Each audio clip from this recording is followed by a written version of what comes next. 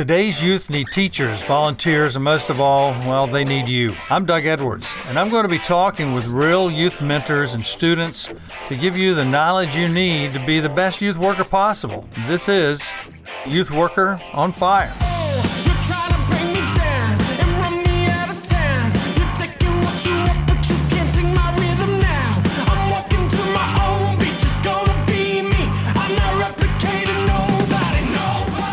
Okay, today, Youth Worker Nation, we have on Youth Worker on Fire, Colby Lusignan.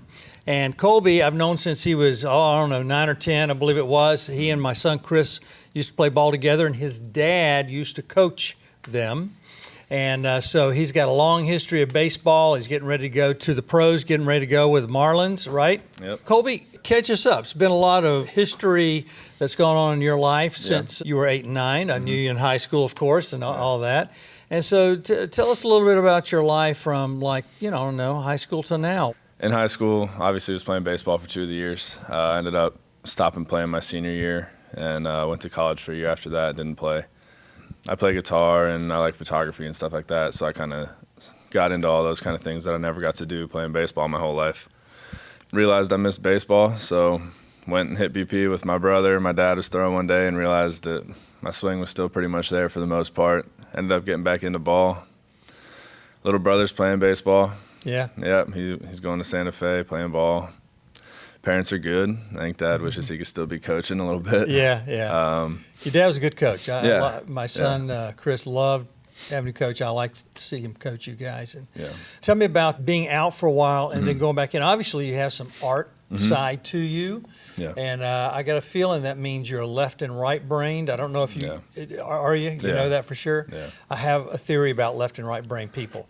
That is, you guys don't need anybody else, number one. Number two, most of the people I know that are left right brain become very successful. My wife is left and right brain. If she was making the money, we'd be very rich right now. But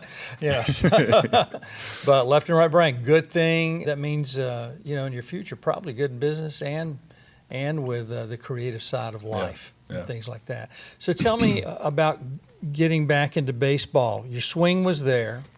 Tell me how you did at Santa Fe when you played there, and then Landers. Like I said, swing was there, and then just really dedicated myself to the weight room. Graduating high school, I was a pretty skinny kid, and I was still skinny at the time, and really got in there pretty heavy, started eating. And once I got to Santa Fe, I hit mid-300s both years I was there, got all-conference team both years, got a couple other accolades. Team-wise, we didn't really do anything, which was kind of unfortunate. Yeah. But ended up going to Lander from there, and Lander was probably 2 of the best years I've had playing ball, especially my senior year. The coaching staff up there was awesome. All the guys up there were awesome. My senior year, we ended up going to the College World Series. We came in third. And I had a really good years individually while I was there. So I don't think it could have worked out better for me going to Lander. I mean, I loved every second of it. So you think a couple of years off almost helped you more than it hurt you? I always say it was probably my worst decision. Yeah. Obviously, missing your senior year as a high school athlete isn't ideal when it comes to scouting and trying to progress to the next level and stuff like that. But I think it made me realize down the road how much I loved it and how much I enjoyed it and how much effort I really needed to put into it. Because in high school, I just kind of showed up to practice and got by on talent or just practice with the team and never really did anything on my own as far as weight room or extra work or anything like that. So I think that time off really kind of opened my eyes to what I needed to do if I wanted to really pursue it and be serious about it. Yeah. And I've seen you in the weight room. I mean, I knew you when you were thin, and then you hadn't seen you quite a few years, and all of a sudden you'd bulked up. You do, though, don't you? Have to eat a lot. I was eating until I couldn't eat anymore, really. I'd go to bed every night super bloated, just didn't even want to look at food. Right. And, I was trying to take in 7,000 or 8,000 calories a day, so it was, like I said, eating every hour and a half. How much muscle do you think you gained, or do you gained? How much did you gain? I was 170 pounds when I graduated high school, and I'm 235-ish now. So. And that's mostly muscle. Yeah, for the most part. Just a lot of hours in the weight room and a lot of food. That's right. Yeah. And a lot of people don't understand that. They think, if I just go in the weight room and I just eat right, it's just how much time I put with the weights. And the answer is no. It's your whole life's got to transform. For sure. Yeah. I think it's 70% what you eat and 30% gym when it comes to an athlete. Obviously, you got to eat right for the most part, but it's also having enough to fuel you and sustain your muscles so you're not burning those instead of fat. And there's a lot that goes into it, but I mean, if you get it figured out, it's not too bad. Yeah, and athletes understand that. Most of us in the average world that are not athletes, or at least especially not going to the college level, you don't understand that you got to fuel the fire. You got to fuel the muscles, and that burns fat. It doesn't grow fat. And people try to starve themselves, and instead they grow fat. It's counterproductive doing that. That's right, counterproductive. Who is the biggest influence in your life from middle school to college? I mean, for me in college, my head coach at Lander, he's one of the best guys I've met, I think, in my life. He's just a pretty incredible guy. Really good family man, really good role model, really good coach. He and I have a really good relationship off the field. It's not just baseball. We're close. I mean, I still text him almost every day now. He's just a really good guy. So for me in college, he's definitely my go-to role model, or I don't know, person that really impacted me. Then high school and middle school, I think when I was kind of trying to figure out if I was playing baseball or not, my aunt and uncle were pretty influential in that decision to kind of pursue art, because they're both artists. They work in movies. They're pretty big in that kind of thing. And I think I just looked at them and looked at what they were doing, and their example just kind of helped me to realize it was all right to kind of stray away from the baseball path and go do what I thought I wanted to do. Yeah. So well, I think at least if you hadn't tried, you would not have known. And a lot of people, for sure. They say, oh, I'm going this direction. I really want to do this over here, but, it may be wrong. So they're afraid and they don't do it. Yeah. I think it's very healthy what you did. I don't know if your parents thought that was very healthy. They were supportive of it. That's good. They're like that with me and my brother. I mean, they wouldn't care if we were athletes or not. They just want us to be happy, so they were on board. That's good. Yeah. And supportive family means a lot. It's huge. It's going to mean a lot when you're married someday. That wife is on board with you, and you're on board with her, whatever her pursuits are. Oh, for sure. And for your kids. But were you planning on going to the pros? Or when did that come up in your brain? Or I mean, from the time I was little, when I was playing, I obviously wanted to be a big leaguer. I think every little kid that gets into baseball wants to do that. Yeah. So that was the goal when I was younger, and I think all the way into high school I still had that thought until I stopped playing. Once college came around, I went to Santa Fe, and I kind of realized that I was good enough and that I was not only hanging with the pack but kind of excelling. I thought it was still a potential achievement that I could go for, and I wanted to get drafted out of Santa Fe. I didn't really have any plans of going to college after that, but I'm glad that I ended up going to Lander because I learned a lot about me and had a really great time playing ball, like I said. But you gained a mentor. Yeah. I mean, the relationships I gained there, coaches and players, I mean, I can't exchange that for anything in the world. I mean, it was incredible. Yeah.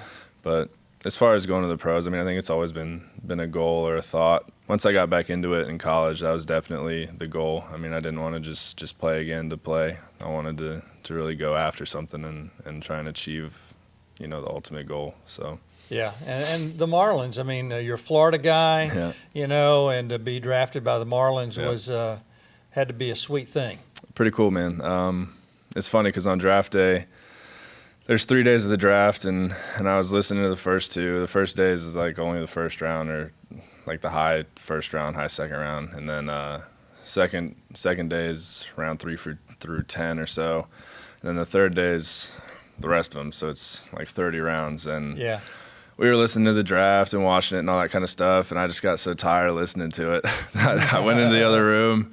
Was playing FIFA with my brother. I wasn't even listening, and my mom calls me, and she's like, "Who just drafted you?" And I'm like, "I don't know. Like, I'm not even listening." I was like, "You sure it was me?" And a couple minutes later, the guy from the Marlins calls me, and he's congratulating me, telling me all this stuff, and it was just funny because I wasn't even listening to it, and I thought my mom heard wrong, but.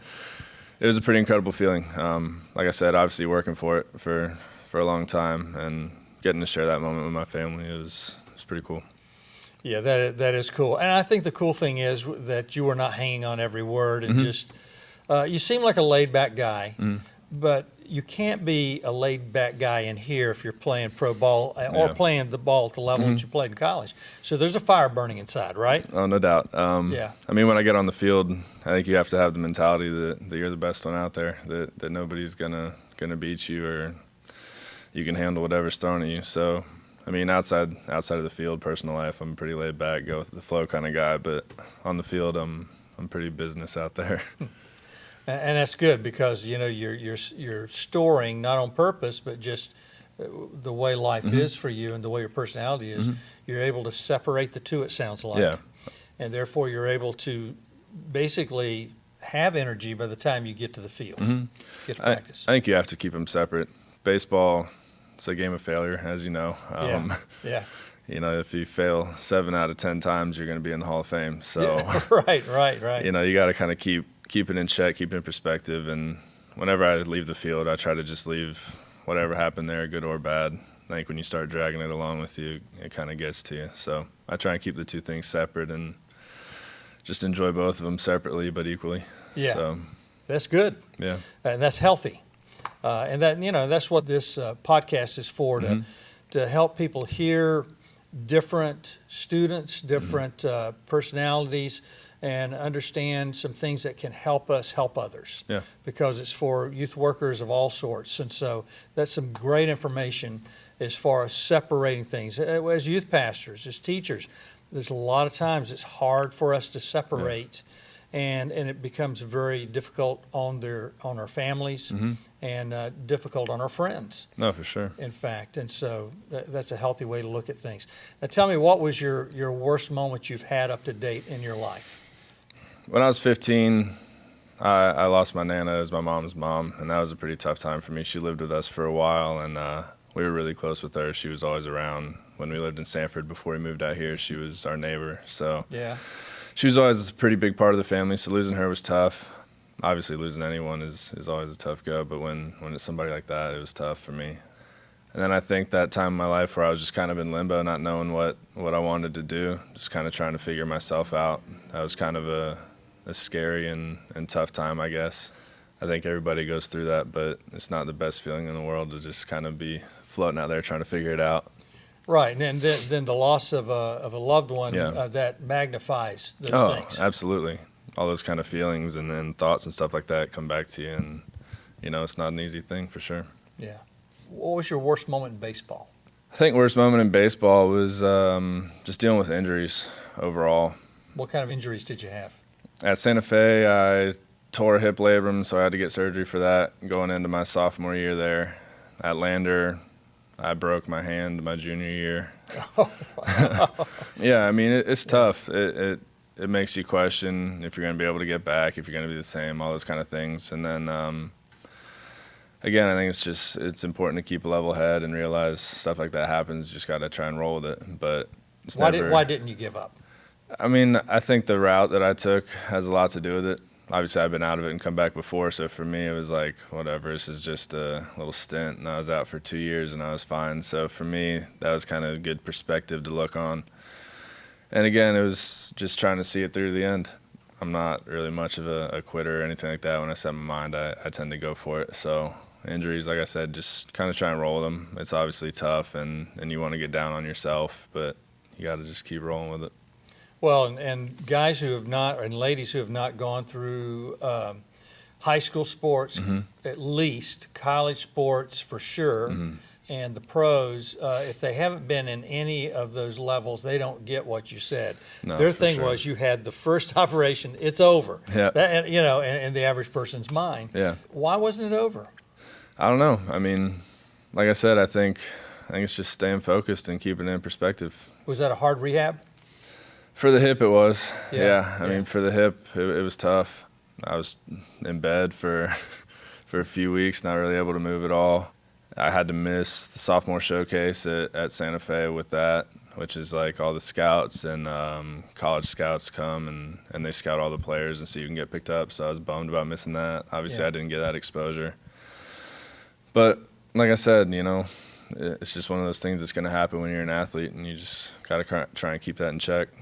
Life is that way too. If we saw life that way more, a lot more people would succeed. Yeah. because injuries are going to happen, disappointments are going to happen, hurt, failure is going to happen. In baseball, great life game. Everybody talks about that. Absolutely. But when you can have more failures than wins and still be at the top of the heap, then 7 out of 10, losses are only hitting 3 out of 10 times. Makes you a Hall of Famer. Hall of Famer. That says something about life, because a lot of times it's all the losses and just hanging on because the win's coming. And so that's great. Tell me your best moment in life. I think probably getting drafted, honestly. What was that emotion like when you realized this is happening and you're on the phone with the Marlins? It didn't set in, honestly, until I reported for mini camp, and honestly, a couple weeks after being there, I'm looking around at the locker room and all that kind of stuff. I'm wearing Marlins gear, and I'm like this is it. Like it's actually happening. But draft day, just being on the phone with them and celebrating with my family, it was surreal. It was like, again, it didn't really set in. My dad's like, "How's it feel?" Whatever. I'm like, I don't know. Like I don't know. Like again, it just seemed like I was dreaming or it wasn't real. But and that's a good, honest answer. Yeah. I mean, I think more people are like that than not, and they don't know that it's okay to be that way. Yeah. I guess I'm supposed to feel some other way. No, it's really the way you feel is the way you should feel. Yeah. And what you have to deal with and see that. And I think it is a stunner sometimes when we get what we've actually gone for. Yeah. Because a lot of times the road is very tough to get there. Absolutely. Yeah, just the ultimate goal being achieved, and like I said, being at home with my family, it was a really good experience. Yeah. What's one thing you wish people, teachers, coaches, pastor, youth pastor, somebody in your life would have told you when you're getting ready to leave high school? What's that one thing you wish they had said to you? I think just that it's all right to not know what you want to do. I think a lot of the time when you're a kid or growing up or trying to make plans for college, people always ask you, what do you want to do? What do you want to be? What are your expectations? And a lot of times, kids don't know. I mean, I didn't know. I was all over the map. Don't know. Yeah, exactly. And I think that can be scary for somebody, getting ready to go to college or even just going through high school or something like that. So I think that would have been some beneficial advice if somebody was just like, it's all right to just not know, go figure it out, So you had a great mentor in college. So was there one thing that he said before you left? And if not, what do you wish somebody had said to you before you finished college? I mean, Coach Smith said a lot of good things. His meetings with us, he always just spoke from the heart and didn't have a script or anything like that. So a lot of his messages and deliveries were again, pretty heartfelt. He would always hug us and tell us he loved us. And I think... How weird was that? Was it weird at first? Because, I mean, that's a great coach thing. Yeah. But to some people, they find it hard to receive something like that.